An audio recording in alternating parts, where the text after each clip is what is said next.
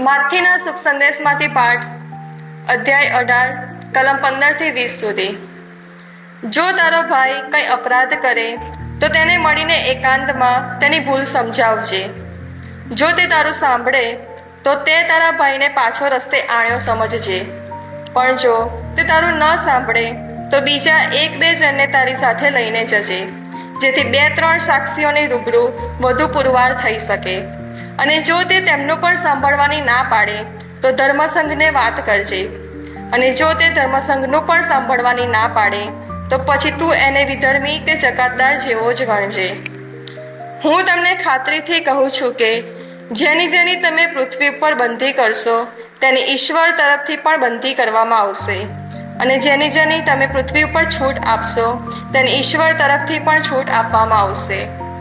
વળી હું તમને કહું છું કે તમારામાંથી 2 જણ કોઈ પણ માંગણી કરવામાં એકમત થશે તો તે માંગણી પરમપિતા મંજૂર રાખશે, કારણ જ્યાં 2 કે 3 જણ મારા નામે ભેગા થયા હોય ત્યાં હું તેમની સાથે હોવાનો જ।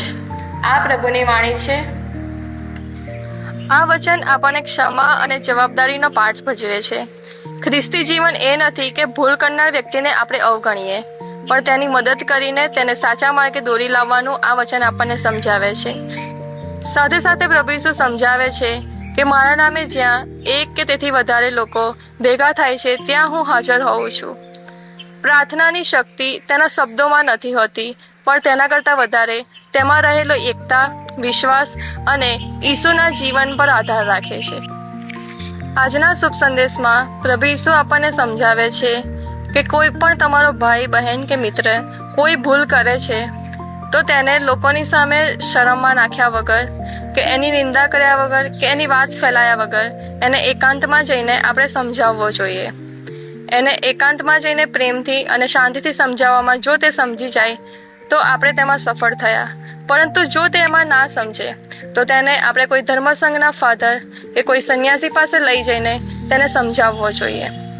પ્રભુ ઈસુ કહે છે જો કોઈ વ્યક્તિએ ખોટું કર્યું છે તો તમને એને શરમમાં નાખ્યા વગર એને જઈને તમે સામેથી કહો કે મને દુઃખ થયું આ વાતથી અને આમાં તારે બદલાવ લાવવાની જરૂર છે, ના કે એને આપણે જજ કરીએ।